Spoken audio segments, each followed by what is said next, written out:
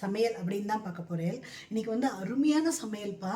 இது வந்து long video, உங்களுக்கு மத்தியானம் 2 மணிக்கு வரும். கண்டிப்பாக பாருங்கள், மிஸ் பண்ணாதீங்க.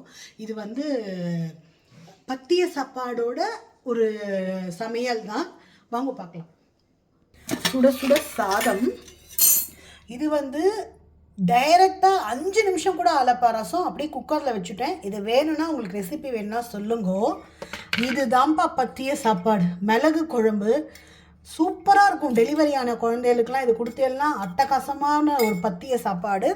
அதுக்கு வந்து சுட்ட அப்பளம். இது வந்து நம்ம பிளேட்டிங் பண்ணிவிடுவோமா?